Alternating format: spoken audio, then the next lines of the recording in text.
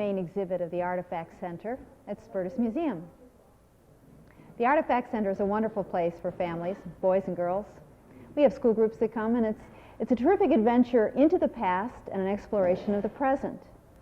Here in the Artifact Center, you can imagine yourself as an archaeologist, digging for hidden artifacts and objects in our tell that's behind me. And also you can imagine yourself as someone who lives in the area of ancient Israel 3,000 years ago. The artifact is a very important subject to us at the Artifact Center. As you can tell, because our name is the Artifact Center. But just what is it? I'm going to show you an artifact and give you an idea.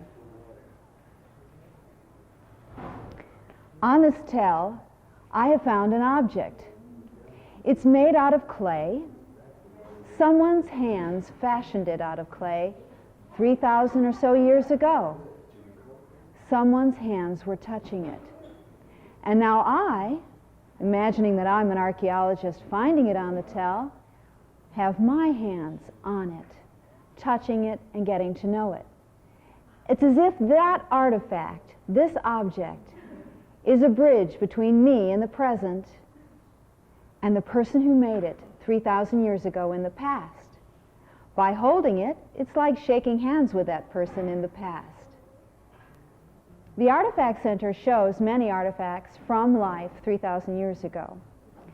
These are objects that were used by people in their daily lives, cooking, sewing, preparing their clothes, taking care of their families and the animals that they kept with them in their homes. So you get to be a time traveler today, going between 1989 and 3,000 years ago.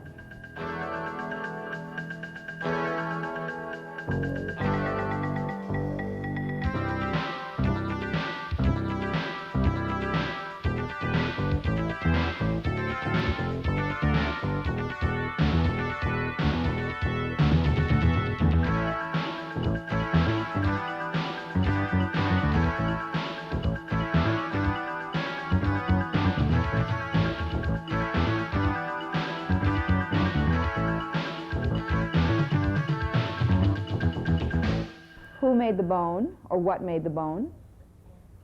All of you, anybody? Just say it. An animal came from an animal. What made the animal? Whatever you like. God, nature, all right. That's a natural object, untouched by people, except maybe you cleaned a little. But it's as it was left, right? Not made by people. Who made this? A person. An artifact is anything made by a person, period.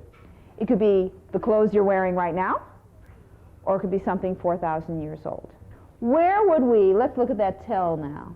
Where would we find the things from our time on that tell?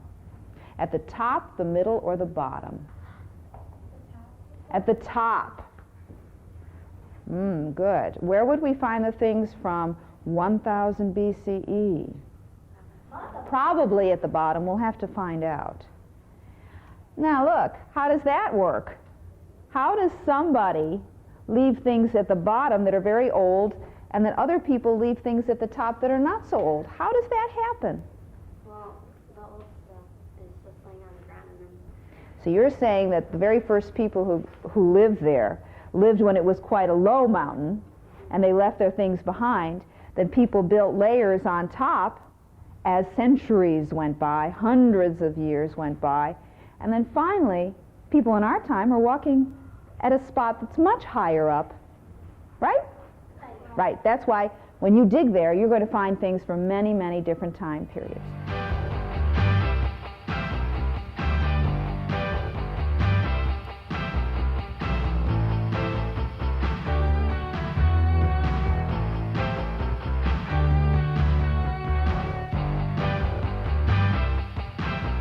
One of the biggest adventures you can have at the Artifact Center is to dig on the tell. Many of our visitors come here, though, and don't know what a tell is. Let me explain. A tell is a kind of hill-like formation that is very particular to the Middle East. That's where you find it. A tell can be as high as a 4 or 5 or 6-story building, or lower, depending on how many layers of settlement formed it. This is how it worked. Many, many thousands of years ago, some people settled in an area, and they settled at one level, probably near some water. They built their homes here and lived there for several generations. Hundreds of years later, another group of people may have come by and chased these first inhabitants away. They destroyed their buildings, and a layer of rock and earth formed. They built their own buildings right on top of that layer. This happened again and again and again until the tell formed a sort of upside-down cup shape. At the very top of the tell, we have the remains of the civilization or settlement from the time closest to our own. At the very bottom of the tell, you have the artifacts and objects left behind by the people who first lived there. You're going to be digging on this tell. In Israel, it would be like an upside-down teacup, maybe as tall as your school building, unless you have a very short school building, 4 or 5 stories high. And at the very bottom, you've got really old things. At the very top, you have new things that were left there closer to our own time. Each one of your teams is going to be digging for something from a different time period. You have to remember that you're not all digging from the same time. And when you're finished digging today, I will show you how to find out how old everything that you found is. All right. In your hands, you have a clipboard. I have a helper with me who's going to help in the demonstration, and this is Chris. And Chris has a clipboard, and he'll show you how to use it. I'll help him do that. Now I'm going to get Chris to start working. Chris is going to brush the sand aside with the big brush and see if he can find anything close to the surface. Now he's digging right in the middle. He's finding something, all right. That's just fine. And then you want to take your big brush and brush away the sand now. Okay? He's doing a really good job. You'll see. I think it's some kind of sculpture. Some kind of sculpture, huh? Or maybe something's written on it. Okay, now let's see if we can lift it up. Oh, you found another little thing. Wait, Chris, we've got to keep records of what we're finding. Let us turn to page 1 here. I'll give this to you. And get your pencil. Where is this in your drawing? At the right side, the left side, or the middle? It's in the middle, okay. So you pick out, it's really over between 2 squares, isn't it? All right, so you can draw a little picture or an X, whatever you want, to show that you found something there. And then, good, okay. You want to show them what you did? He drew part of a rectangle there in the middle. And then you've got something else, a little round thing, near it.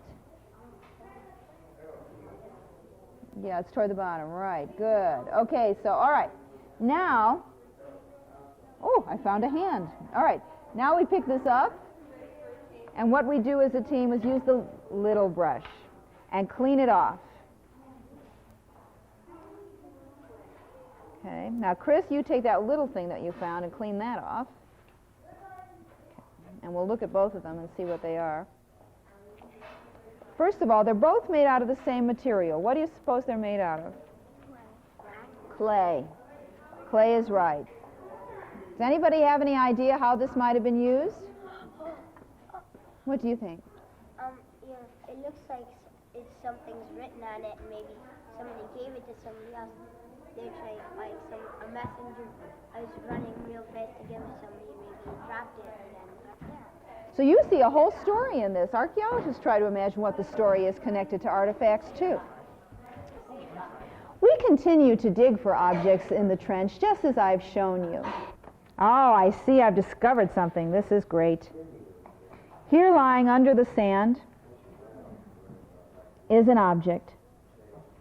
But it's full of sand. I want to explore this, so I'm going to put the sand into the bucket and then brush it off so I can have a good look at it. Another object made out of clay, but this time the object is red clay. It's very rough and has cracked sides and little dabs of paint in the center. I could guess and say that perhaps this was used just for something in daily life, the same way we use paper plates and cups, a bit of a throwaway. Digging down deeper, my trowel hit something else. And here it comes again, another piece of pottery made out of clay. I'll brush that off into my sifter, and that will go into the pail. This is a very important piece. It's the side of a bowl, and it includes the rim and the base. This is the kind of piece that makes an archaeologist very happy, because they recognize the shapes of the base and the rim. That helps them know how old a piece is. When they know how old a piece of clay is, they often know how old everything else is that was next to it. After imagining that you're an archaeologist in 1989, you can go into our marketplace. All around us here we have little booths that are like stores. Objects or services are for sale in these stores. And these are the objects and services that were available 3,000 years ago. It's then your turn to imagine being a person who would use those things. It's fun to explore the marketplace. We'll start with the pottery booth, as we call it, also known as Sari's Iron Age Pottery Shop. Well, this is not where we sell iron. Iron Age means that about 3,200 years ago, people started to use iron for their pots and other tools. But here in Sari's shop, we have lots of things to see. On the shelves behind me, both to my right and left, are many, many different kinds of pots that people made out of clay. Some don't look like pots. In fact, one that's right here behind me is a toy. This toy is like a wooden pull toy that children even use today. It has a little hole in the front for a string, and an animal's head, and wheels. One of the most important things in a household, of course, was light. People lived in small homes that did not have many windows. And so they had to light their homes almost all the time. They did not have candles, and certainly they didn't have electricity. So what did they use? Clay oil lamps. Now, these oil lamps were not soft, they were very hard. I'll tell you how that happened.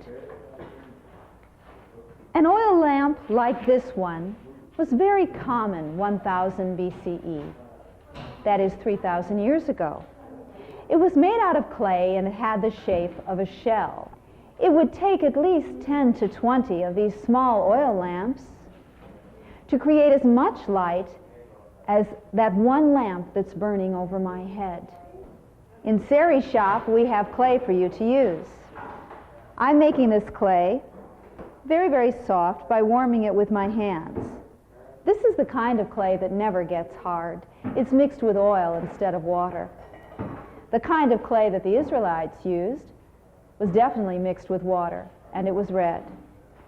I'm rolling this into a ball and then making it very, very flat. Oh, it's a good thing I weigh what I do, because I need to push this down with as much weight as I can. I'm going to peel it up now and make it a little bigger by pushing the clay that's in the center toward the edges. This is called the freehand method.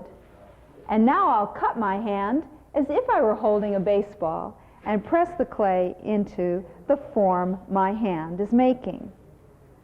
I've gone now from the freehand method to the mold method.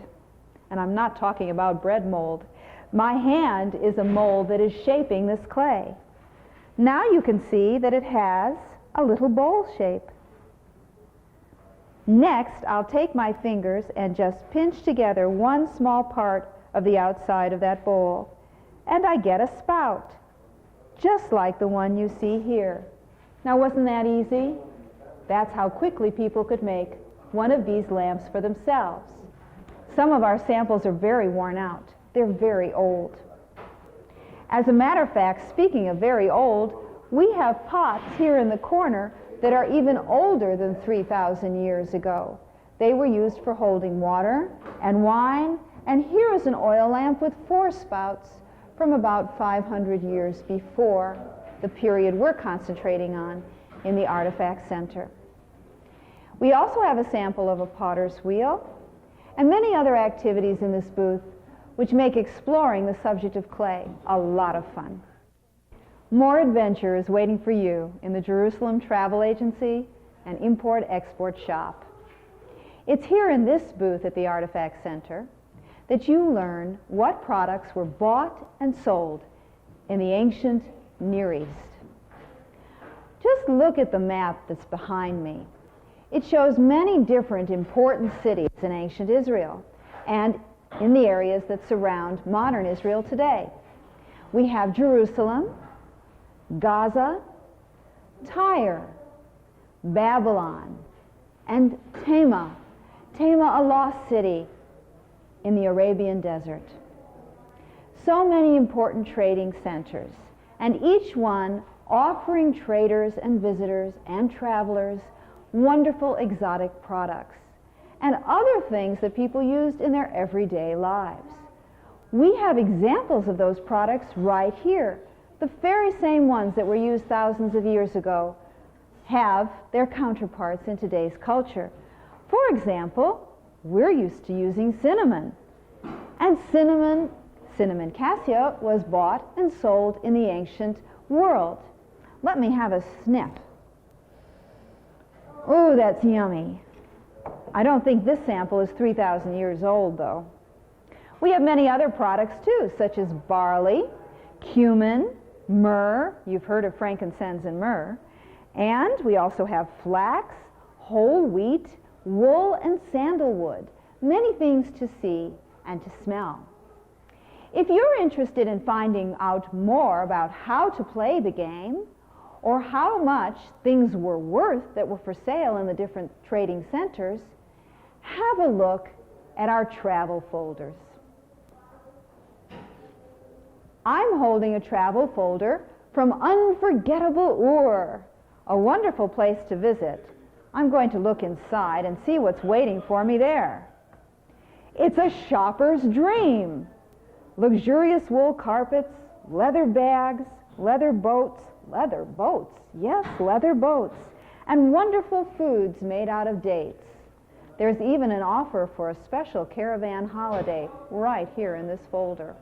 You'll have a wonderful time in our booth, and you'll also learn about weights and measures and how people traded and what they used to trade. For example, here we have a balance. On one side of the balance are weights, and on the other side, a product. Today we have almonds. Find out how many weights you need to get a certain number of almonds. Or take the keys out of your pocket and see how many weights you need to find the value of your keychain. The travel agency is a wonderful place to explore. The game behind me is very exciting. See what you can win.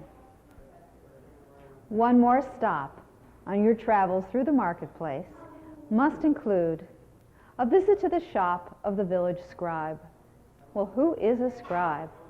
He or she is the one who's going to write your messages for you if you're living 3,000 years ago, because probably you just don't know how to write and you need someone to do it for you. The scribe will write your letters, help you carry out your business forms, fill them out. A scribe will write magic messages for you in clay or on parchment. Here is a sample of the kind of parchment or animal skin that a scribe would write on. It's specially prepared just for that task. A scribe will also write on a tablet of clay. Here's a sample of one of those. This one has a special writing system showing on its surface called cuneiform. I'm going to show you how that works. I have my own special tablet of clay right here. To write in clay, a scribe would divide the whole tablet of clay into sections. And then starting over here, the scribe would start to write his or her particular message. I'm going to try to make the sign for fish in cuneiform. You see, I'm making little triangle shapes in the clay, and then they're joined in a special shape with straight lines. I could go on and on writing my signs here, going in this direction, until I complete my message, and when the message is done, I would draw a line across the end. If I made a mistake, let me just show you what I'd do. I'd simply push the clay with my thumb to erase it. Pretty easy, isn't it? But scribe school wasn't easy. In fact, it was a very, very hard kind of school to go to. Only a few people finished scribe school, and only a few people had the most influential jobs in the country. They were the scribes who wrote for the kings and queens in the ancient Middle East. They were the special secretaries to the courts. And I'm talking about the courts that surrounded the kings, as well as legal courts, which turned out to be the same thing. I want to show you one other kind of activity you can enjoy in this shop belonging to the village scribe. If you didn't know how to write, but there were many, many papers that you had to sign, you'd need to use something called a seal stamp that would put your symbol, a picture you've chosen to represent you, on the parchment or in the clay on which your particular message was being written. We give you a chance to make your very own seal stamp. Here is a piece of wax. It's very soft. I'm going to work a little more on a symbol that I was carving, symbol of an X. Also the letter Tav in very old Hebrew. I'm going to press this letter into a stamp pad. There's lots of black ink on this stamp pad. Here we always remember to close the stamp pad very carefully so it doesn't dry out. And then I'm going to press this seal with the ink on it onto the paper. Very, very hard. When I pick it up, there's my seal right there on the paper. I don't have to know how to write my name to use a seal. But everyone knows that now this paper belongs to me. Many other activities await you in the village scribe's shop. Just come on over and try them all out and have a good time. No visit to the Artifact Center Marketplace is complete without a stop at this shop. Amulets, armaments, and adornments for the whole family. This particular booth is about clothing and ornaments that people use to distinguish themselves for many, many different reasons in that time, so distant from our own. Here we have amulets. You can make your very own. An amulet is something you wear to bring you good luck or to protect you from things that frighten you a great deal about your life. Amulets were very, very important to people who lived so long ago. In fact, there are many people today who still use amulets. Here is a picture, actually a real one, an amulet worn by a woman who would like to have a very large family. These pomegranates embossed on the metal disc represent plenty, prosperity. And she would wear that around her neck. The amulet I'm holding in my hand is one made out of a small piece of parchment wrapped up in leather and worn at my belt. I would keep it with me always and never, never open it for fear of breaking the good luck charm. But amulets were only one kind of adornment that people wore. They also enjoyed wearing many beautiful kinds of jewelry. We have a place for you to try to make your very own jewelry, not out of the beads and wood and bones that existed at that time, but we do have all sorts of creative recycled materials for you to use, including paper and mylar and string and cardboard beads and yarn. Here is an example of what one of our visitors made. Wonderful triangle shapes and shiny mylar and designs that this person created to wear around her neck. We also have armaments. People were often at war with each other. They needed to protect each other, and they also needed to protect themselves from wild animals. We have examples here of spearheads, maces, helmets, a slingshot, and also armor plates. This armor was worn over the chest, and it was made out of plates made out of bronze, I believe. Now this label says leather armor. We have another example of leather armor in an area right next to this one, full of costumes. Costumes. What a wonderful way for you to get into the mood of being a person who lived 3,000 years ago. Right next to us we have 10, 15 costumes for you to try on. Clothing worn by people, many different kinds of people, who lived in ancient Israel and in the area of her neighbors those many thousands of years ago. Today we had a workshop at the Artifact Center, and during this workshop our young visitors created costumes of their own. While they were in this booth and when they tried on the costumes in our costume area, they realized that the clothing people wore had many different decorative elements, including fringes and braid, stripe, and a number of other items that made the clothing interesting to feel and look at.